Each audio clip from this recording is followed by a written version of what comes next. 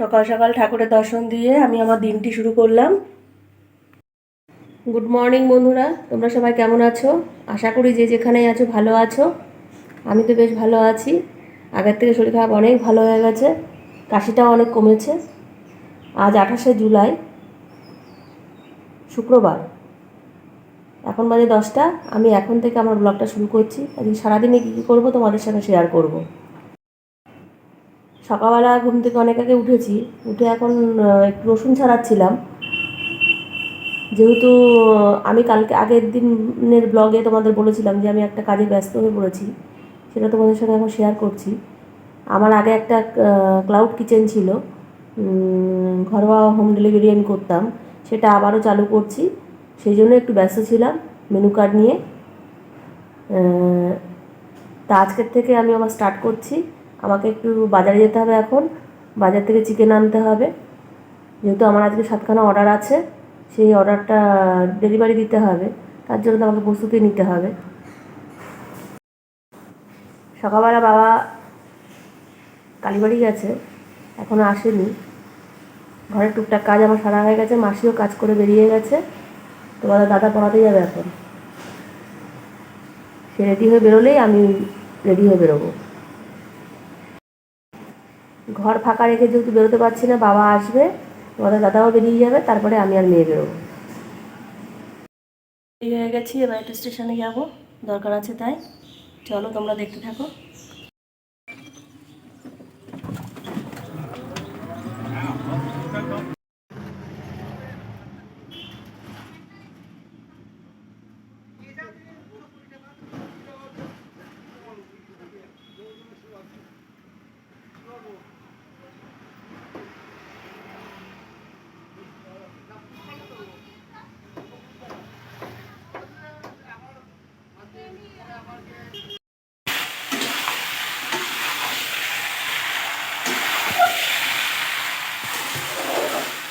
কি করছো?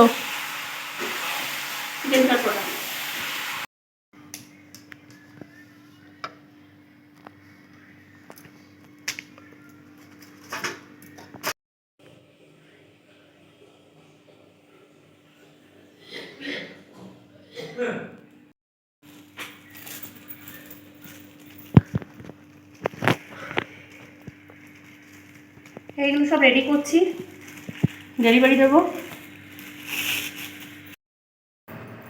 এই স্নান করে উঠলাম, মেয়ে পুজো দিয়ে উঠলো, এবার একটু খাওয়া দাওয়া করবো। আজকে মাথাটা ঘষলাম, কালকে যদি একাদশী বুঝতে পারবো না, তাই আজকে ঘষে নিলাম। আজকে রান্না হচ্ছে ড্রাই চিলি চিকেন আর জিরা রাইস। গুড ইভিনিং বন্ধুরা। সন্ধ্যেবেলা অনেক আগেই উঠেছি, উঠে সন্ধ্যে টন্ধে দিলাম, চা করে নিয়ে আসলাম, বাবাকে চা দিলাম। এই এখন একটু বসে বসে নিজের ভিডিওগুলোই দেখছিলাম, আরও সবার ভিডিও দেখছি টুকটাক, এই করে টাইমটাকে পাস করছি। আবার রাত্রিবেলা চিলি চিকেন আছে, রুটি করে নেব, রাত্রিবেলা এই দিয়ে হয়ে যাবে। কালকে আবার একাদশী যেহেতু। তোমাদের দাদা আজকে বললো ভাত খাবে না, রুটিই খাবে চিলি চিকেন দিয়ে, কারণ যেহেতু দুপুরবেলা জিরা রাইস করেছি, জিরা রাইসটা তোমাদের দাদা ঠিক পছন্দ করে না, বলছে আমার জন্য রুটি করে দেবে। তাই সবার জন্য রুটি করব।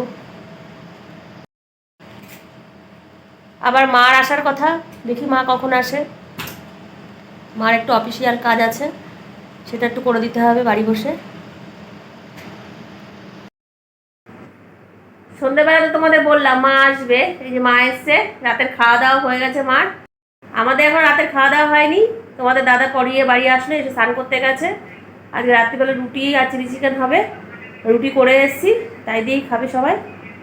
মায়ের খাওয়া হয়ে গেছে, বাবার খাওয়া হয়ে গেছে। গুড মর্নিং বন্ধুরা। কালকে আর ভিডিওটা শেষ করতে পারিনি, একটু গল্প করছিলাম, তাই গল্প করতে করতে ভিডিওর কথা ভুলে গেছি। একাদশী আমাদের, যেহেতু আমি একাদশী করি, বাড়ির সবাই নিরামিষ খাবে, আমি একাদশী করব। এই সকালবেলা চা করে নিয়ে এসেছি। কদিন চা খেতাম না, বা চা খাওয়া বন্ধ করে দিয়েছিলাম, আবার চা খাওয়া শুরু করেছি।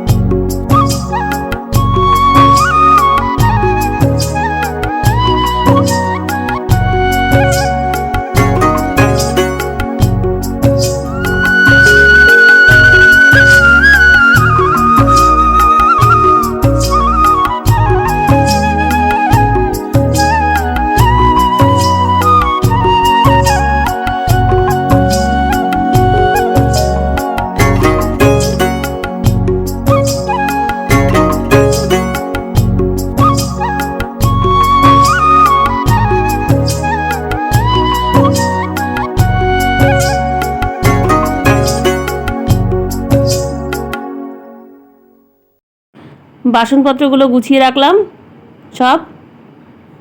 এদিকে আবার ডালিয়ার খিচুড়ি বসিয়ে দিয়েছি, হয়ে গেছে আমার।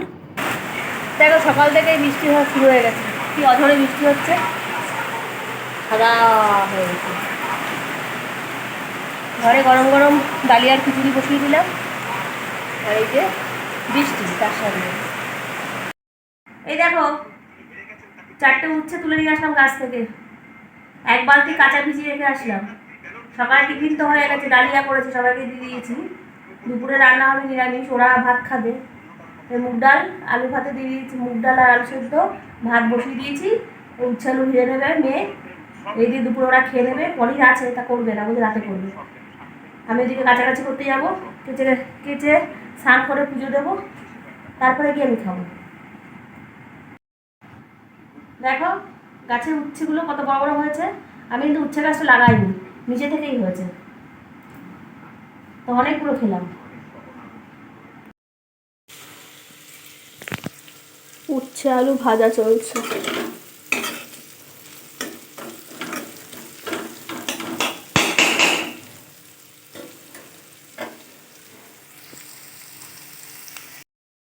এই স্নান করে আসলাম, 1 বালতি কাছাকাছি জমেছিল, সেগুলো করলাম।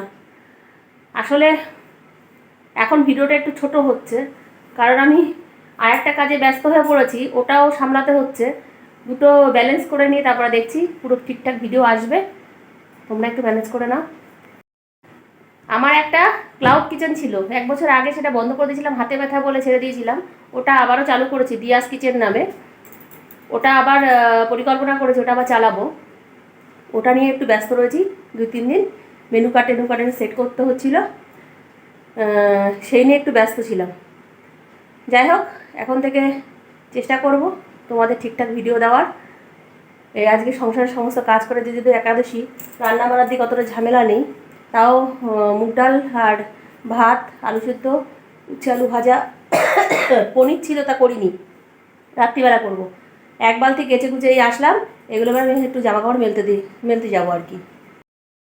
একটা ভুল বলে ফেলেছি, উচ্ছে আলু ভাজা মেয়েকে বসিয়ে দিয়ে গেছি, মেয়ে নামিয়েছে, ডালটা আমি করে রেখে গেছি। মেয়ে উচ্ছে আলু ভাজা করে রেখে দিয়েছে, এবার ও তাতাইকেও খেতে দেবে, আমি এদিকে জামা কাপড় মেলতে যাবো।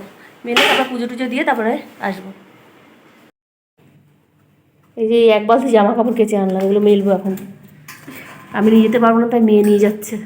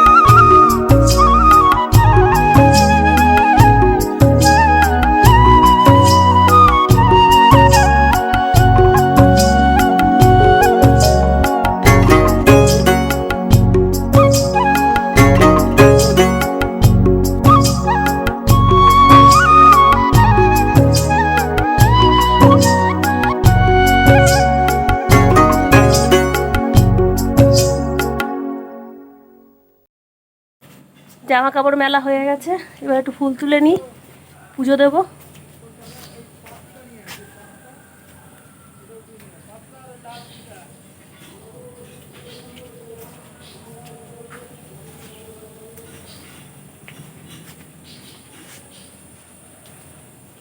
একটা জিনিস দেখাচ্ছি তোমাদের, দেখো কি সুন্দর ফুল হয়েছে না।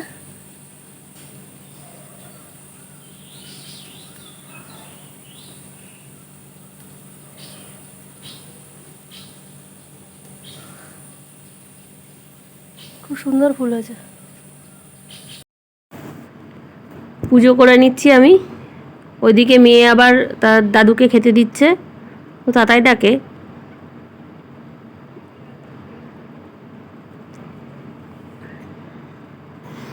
কাছাকাছি করে এসে আমি পুরো হাঁপিয়ে গেছি,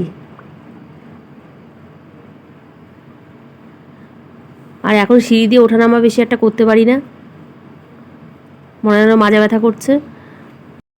সন্ধেবেলা আবার এক জায়গায় বেরোতে হবে, মেয়ের কলেজে যাবে, তার ব্যাগ লাগবে।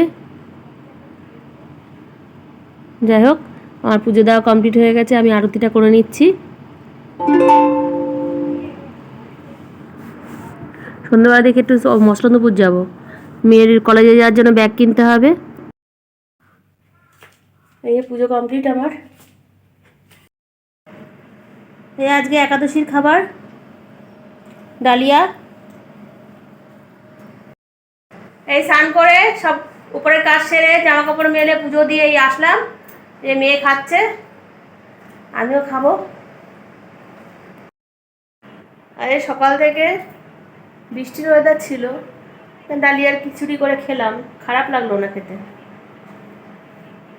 লুচি পরোটা খেয়ে হজম হয় না, এই আর কি।